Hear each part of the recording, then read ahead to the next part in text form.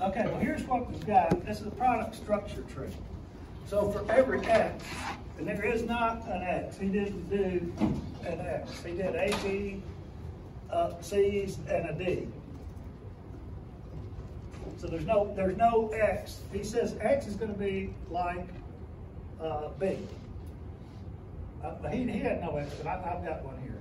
Yeah, he did. He got an X. I'm sorry. And in the homework, he doesn't have the top, the first part. Yes. And the homework. That's why I get confused because I've done them both. Okay, this is given information in gray.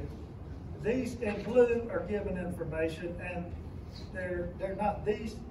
The blue here doesn't mean it's different than the book. It is. It's what's in the book. So this whole schedule says I got to build an X, and this is how many I need. I need 20. This is my requirements: 20 in period 1, and these are by weeks. So that's week 1, week 2, on and on and on. So that's what we know we need right now. That's what we know.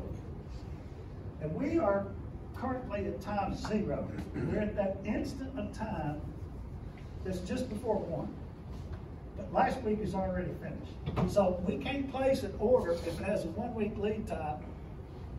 We can't place an order back here because it's too late. If we place an order, it's only going to have to be there. So that's what we're saying. So that's why sometimes you have to be given orders, and that's what they've done. I think they even did it in this one. Yeah, there's D. See, this already has a scheduled receipt. It was given because that was ordered 2 weeks ago, and week -1. I got a quick question. So for say product X, right? It says it needs arbitrarily it needs 300 on week 2, right? And A is a part of X when A and B are joined. So would A have to have its required amount? Say, well, 2 is required, so 400 on week 2 to meet the demand on X, or is there some kind of lead time for that work in progress? You know what I'm saying? What I would do, that's a different one. Does the homework that we turn in have a work in progress lead time? Yes. Let's do it like the book. Yes, he gives you the answers in here too. We're going to follow the example that's in the book because it's all spelled out, and y'all can catch me if I'm wrong. I didn't change any of his information. I used the same buckets. This was the only given information, except for he did put these numbers in, and I just call it week 0, but it's not really a week. It's a time, an instant in time.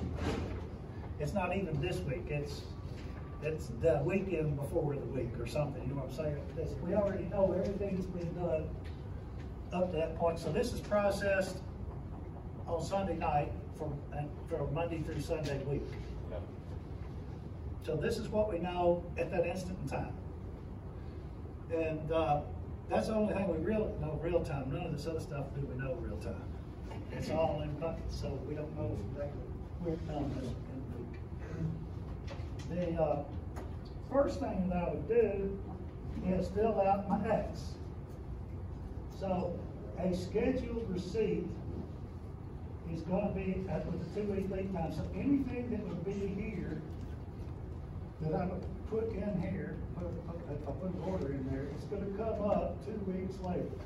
So I go ahead and go to that 3 and then equals whatever is in there.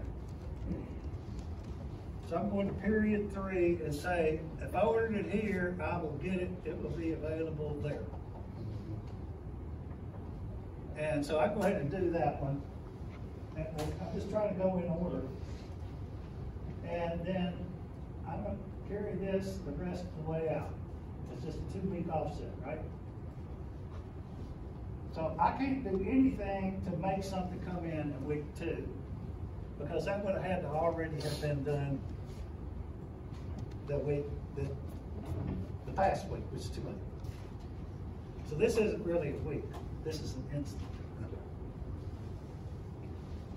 So I can't do anything about that one. This is a 3-week lead time.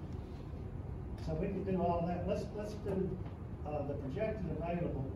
What's going to be available here is going to equal to what did I have before? Sound familiar? That's what we've been doing all along. What did I have before? Plus what comes in. There's nothing there, but I'm still going to use that cell. Minus what went out. You didn't underscore that. Minus what goes out. That's all. That's the formula. Guess what? I can use that formula all the way across this one and all the way across all the rest of them.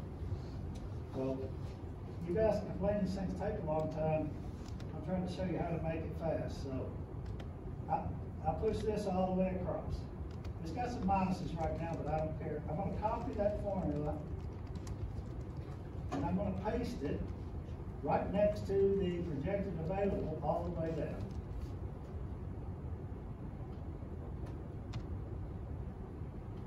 Nothing was locked, so the formula is usable in every single block.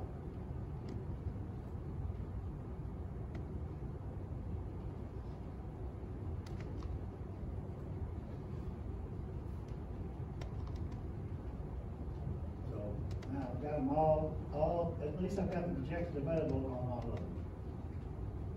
Now net requirements, I haven't been, in the homework I took that out. You don't have to do it. It keeps it. I use these minuses to key by rather than having, if it's a, you'd have to do an if statement. If that's a plus, then it's okay. And if it's a minus, then that should be just a plain 10. You know, I don't do that. Net receipts, I don't even use it. I'm sure the computers did that, but I don't use it. So I've got to get rid of the minuses with planned order releases. So I've got 2 weeks out. I have to order 50 or more. And those, consider that a minimum order size. In homework, it will say that minimum order size. So if I want 60, I can get it. But I can't order less than 50. Okay? So I'm going to place an order right here. It's going to equal to my order size. And it got rid of that minus. And I'm going to scroll on down here. I'm not afraid of those zeros too much just yet. Sometimes I am afraid of zeros. But here, I got a minus 40, so I'm going to go 2 weeks back and down, and I'm going to put me in another 50 plus order 50. Isn't that on hand? Oh, pardon me, you're right. Lot size is exactly. Lot size is in the right, but that's lot for lot, so you can do Yeah, any you're right, number. you're right. Sorry, pardon me, I was You can do wrong. that. This is lot size is 40, so I really only need 40 here. We're gonna do it for every number. Right? How do we know what I'm size sorry, is 40? on hand, I It's should right have there, put lot on size hand, 40. because that's being duplicated It's there. right there in the blue, lot size. The lot size is 1, that means I can order 1 for 1. So that's fine. Shoot, I only ordered 40. Here I need 10, I'll only put 10 in, but I back up 2 weeks, the lead time, and I just put 10. Then I'm good until here, and I'll put 40 here. And now that I'm good to here, and I'll put 40 there. No more zeros, no more minuses. See, that's what I'm saying, is that's why I didn't need the net thing to clue me in. So this isn't bad, but it's not useful to me. So I'm going to do what I have to do. Okay, now, how many A's do I need? Well, I need 2 A's for every X. And sometimes we will say that I need to produce it this week to go to that week. So the gross requirement is, yeah, so I'm going to be keying off of when they plan to,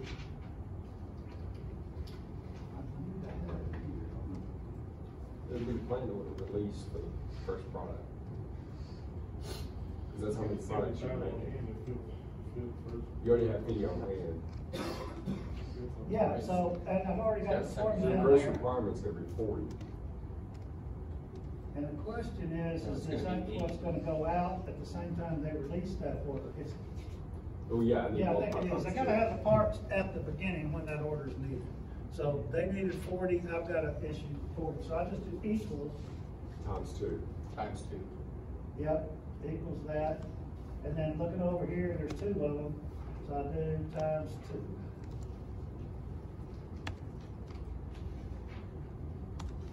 And then enter. Now then, this should be able to be carried all the way across. Yep. And I still gotta get rid of these minuses. How did I get a minus here? You only have 75 on hand. Something is, So this example is skewed wrong. yeah, there's something I'm missing. You're going off the 40, not the 20. You double the 40. Now they need to double the 20. Oh, yeah. Yeah, I think you're right. That's where, you're exactly right. So What? instead of C9, I need a C5. Okay, remind me, see how you got, help me through this? Then that's the one that's all the way. Shit. Okay. Thank you. Now, I have a problem here that I can't take care of. Because I've got a lead time of 3, so if I place an order, minimum order is 100. If I place an order right now, I'm still not gonna get rid of that minus, oh, and I also gotta go, if I place an order here, it comes in 1, 2, 3 weeks later here.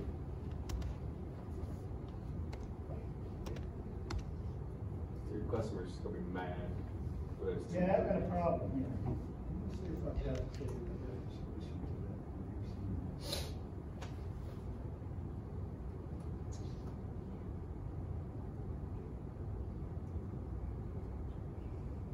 I get confused, that's why I go back and look.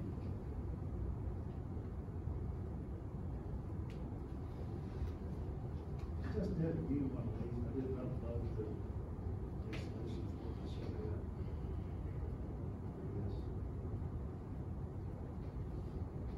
See if we have that problem here. I ordered 100, I needed 20.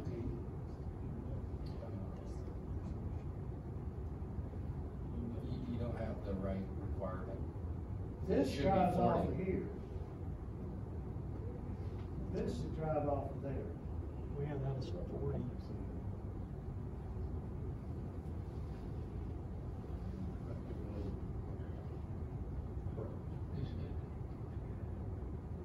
Why is that 40 and the other one's 10?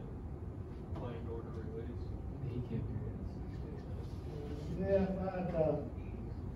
that should have been a 10, shouldn't That's what you had on the other, but you also had the next planned order release was at 10 as well, I would say. Yes, that's true. Okay, this is better. And I don't need that one.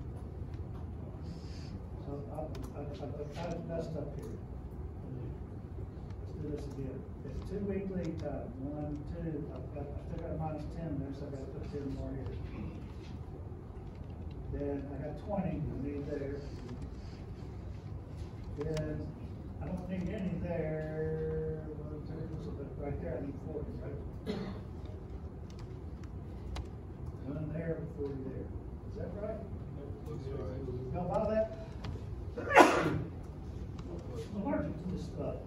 Now then, this order amount should be driven off of the order release. When they place the order, I need to, You get it on C5 on the gross requirement Mhm. instead of planned order. I'm sorry, you- right, that's what I'm saying, is that I need to go back to 9, right? I changed it a minute ago, that's wrong. So then this should be all the way across. Hey, there we go. I need that 100. There it is. I needed that 100. Of course, actually, truth of the matter is, this is equal to what the order show month size is. like I say, on the homework, it says 500, if you need 600, you can order 600. So it's minimum quantity. You don't have to order 1,000. But that's a minimum, and you'll notice it uses the word minimum lot size. So my next minus is, in this series, if I go 1, 2, 3 back, and put another order here, probably double. Okay. Oh, Didn't change. Can't track the formula over. Check your equation. yes, something that's right. Oh, you know what? I didn't copy this all the way across. So you go to the first one and then you copy it. So then I had to have 1, 2, 3 weeks back, 100 here. And then I'm good for the rest of the period. I might feel nervous about carrying these zeros out here. And I might want to, back up and put another order here. That's a management decision, but that's not, the MRP wouldn't do that. So let's go to the B. I need 1 B for every X. That shouldn't be as hard, should it? So that's just going to equal to, when they order that, we order this.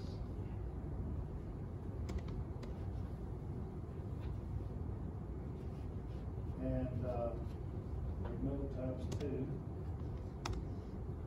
Then I've got my scheduled receipts are going to be 1 week lead time, so this is going to equal to whatever I do there. And copy that all the way across. Then I go down here and start placing orders of 50. Whenever I get a minus, I back up 1 week and put that. Instead of retyping, I'm going to use it because if I ask you a question and it changes the lot size, this will automatically update.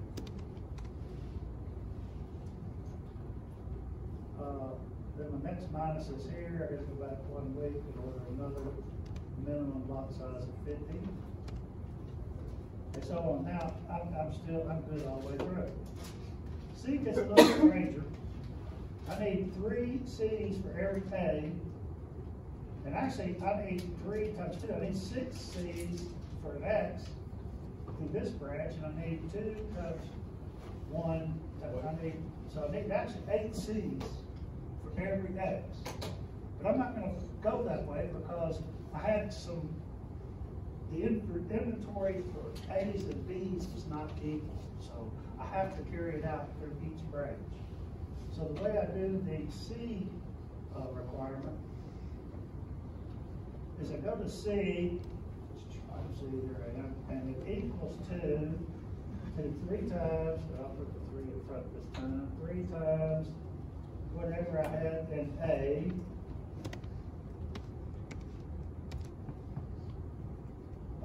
plus, like, you can put parentheses in, but you don't have to, plus 2 times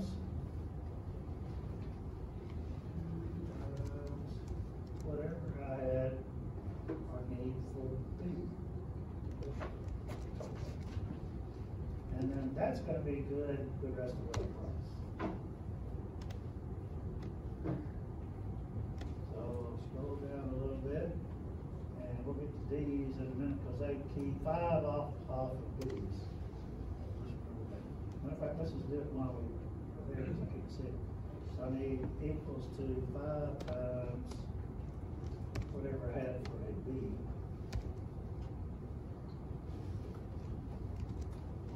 Go ahead and get that one done before that goes off my screen. Now then, let's finish up. We got that one done. We've got, this was one that was known, 2 week lead time, here, there, right? So then this is going to equal whatever I ordered there. And that could go all the way across. For some reason, it's not the rest of it. This one has a 2 week lead time. so whatever order here is gonna come out there equals to that.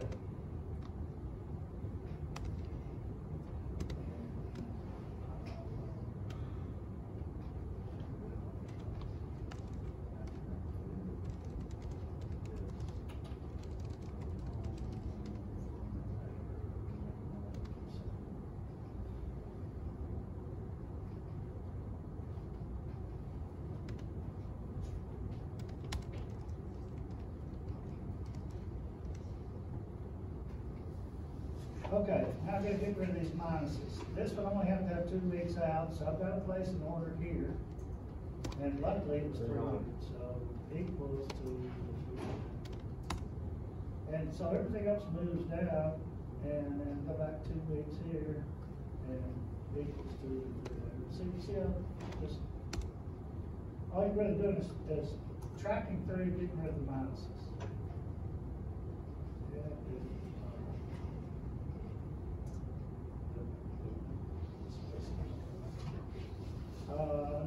No more negatives, so that's all I need on that one. Now this little guy, D is a monster, because on the next one it is, because it's 1300. So here I've got 2 week lead time, and order size is 300, equals to 300. And the question I'm going to ask you about, just the over 2 equals to that. And that's it.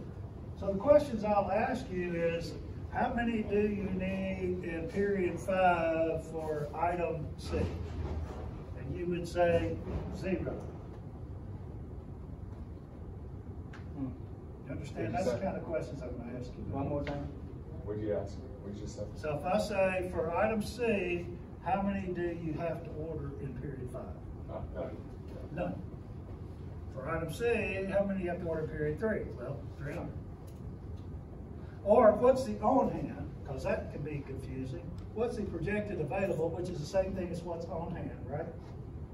Projected available for item B in week 4.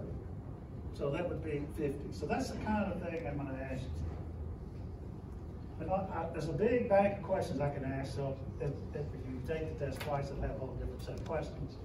Week 4, item B is not the same as the book. It'll be 35 in the book. He's looking at the wrong cell. Yeah, it was on 1 syllable. You're looking at schedule receipts. That's projected. Yeah, you're right. All right. That makes sense. Y'all kind of follow I'm this? just making sure it's the Now, same. see how tedious this is? This is for one product. Most companies make a lot of products. It's ridiculous. So this is why what you need is a realization. If you're going to drive the car, you don't have to know how to build it, but you better know what makes it run. Yeah. What its moving parts, and how can you make it run differently if you need to. And that's what all this whole course is about. Is what can I change to fix a problem I see coming down the road?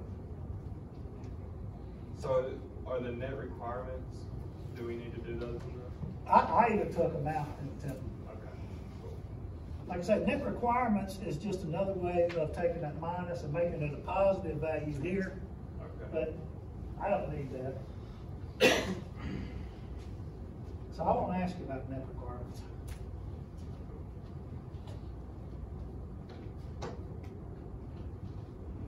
That's it. Oh, there is something else. If you go to,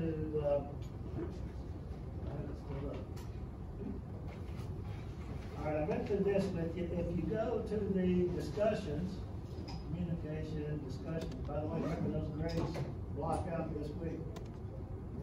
What? And if you go to the first one, main, Jody has put a link in here. It's about 15 or 14 minutes. Do you too? Yeah. Yeah. And it tells you about the video for creating MRP. So Dwight's already gone. What did you put on it, Dwight? Dwight's already looked at it. I looked at it, shit. So if you click on that, then you'll, if you want further instruction, it's probably a little better than what I do. He uses a little bit different names though. One of the things he doesn't, in that video, he doesn't separate what is received from what's available. He goes ahead and adds whatever's received to this. So he takes these two columns and just adds them together and puts it here. The only bad thing is I'm going to ask you questions from this format. So how many are on hand here is not the same as how many you received. And the correct answer is not 85. At least not to my question. So the book, the video is a little different, but it still gets you the concept. So here's the thing, the exam. Oh, hey, I got a question about the homework. If you'll open it up, for A, you put A in there, and you have everything shipped out by 1 week. And I was curious if that was a mistake. Or No, that's really for the homework. That's a little different than what he did here. The homework, I'm saying that if he needs it here, I really need to have it out sometime this week, so they'll have it any time with that week. what? So I do a 1 week offset. Just for So instead of saying that this is, say this was driven off of that, say, you know, it's not. I can find the actual example maybe, but when it is, I say if I need it here, I need to have finished it, the components for it, for that. Oh, okay, yeah, I don't know if I didn't see that. I see it now. You see a lead time of 1 week. Just for A, just for that parent cell, the parent. See, there is no X. Or A, Yeah, A's well, not. I was saying actually. So there's an offset that I did in that one. And that's just for that A. And the whole idea is that if you really need it sometime this week, it's a bucket. Do you need it at the beginning of the bucket or the end? We don't know. If you really think about when did all these things happen, when did those 10 go out? Mm-hmm. Probably the last day of the week, maybe not, maybe the middle of the week, or maybe evenly 2 a day. We don't know. But so we don't know. This is just a bucket. I can't tell if it's Monday or Friday from this. Okay. Now then, when are these 25? That's the very end of the period, right? When the period's all done, I still have 25 left. So I know that's the end, but I'm not sure when that is. And for that reason, if I needed that 50 here, and if it linked back to need one of them over here, I would have ordered the 50 I would have made the 50 here a week before that, or the bucket before that, just to make sure I had it available. And, you know, because you're gonna bring the people in, if I don't have that part, if I don't have it till Friday, and you wanted it Monday, we got a disconnect. That makes sense. Okay, cool. Thank you. So I did it a little different than this example. But it's the concept, the logic is there. It's just got one more piece of logic. I'm glad you asked that question. Any other questions? I'm glad I did the homework before class. Yeah. Hey, here's the thing. I will be here Wednesday, maybe, if somebody says, hey, I'd want to meet with you. But meanwhile, let's look at the exam. The answers for the exam? Sure. Okay. No, the answer. The answer for exam midterm is midterm. That's the answer. It's open. Now here, remember, these are due Friday. This is not due till Sunday. And you're gonna have our responses and the correct answers for the quizzes open when? I will have these grades done, and these two will open up at 11:59 a.m. on Saturday. Okay, cool. Now, I will hopefully have the curves and everything applied. Hopefully. So what goes on the midterm? Like I said, there is no MRP exercise, but there are MRP questions. You hit that delete button. Oh, it'd be nice to have it.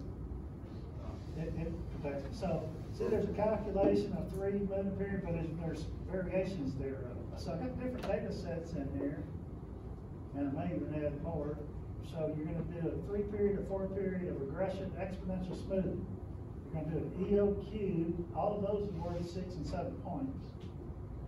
Then you're going to do a order and a holding cost from the EOQ. Again, this is one question does not come from the previous, because the previous, there's a variety. You might get version A. You might get version C for the next one. As a matter of fact, the calculated EOQ says 1 for 1 because it has a way, it's a special kind of question that will generate variables. And I have a generated variable within ranges. So, and nobody's going to look alike. Odds are extremely slim. So then, the answer from this does not apply to this. Don't ever think that what you got in the previous question applies to you. That would be a very bad mistake. Occasionally, you might accidentally get the same data set up in the top, but you will not here. There's no way you can get the same one here. Now then we go into asking questions about chapter 1. 3 questions in it. Chapter 2 has 4. Chapter 3 has, these are all just questions like what we had on quizzes, not homework. So 3 has 4, 4 has 5, 5 has How many questions? 6. Chapter 6 has 2. And you see it's 1 question from 10, so there's a lot of choices. 1 question out of a bank of 8, of 9. And then the last question is, are you going to turn in your work to the Dropbox? And if you turn me in an empty worksheet, I'll find out and you'll lose those points.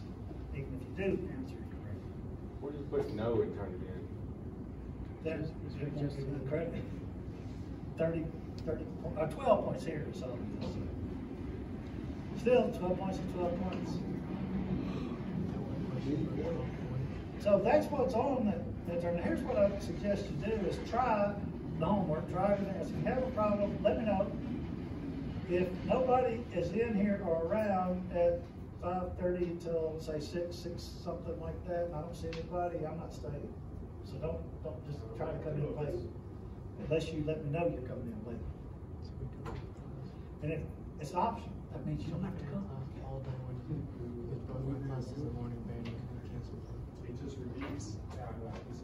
And here's the thing, remember, there's no 3, 4, or 6 homework on the midterm. Because they can just take too long. It's all just 1 and 3 or 1 and 5? 2 and 5. 2. You said 1 and 3, yeah. 2 is the forecasting and 5 is the EOQ. You gotta keep confusing. That chapter is all confusing. I got like 40 in that homework. See if you want to go over the EOQ, we'd be glad to go over it.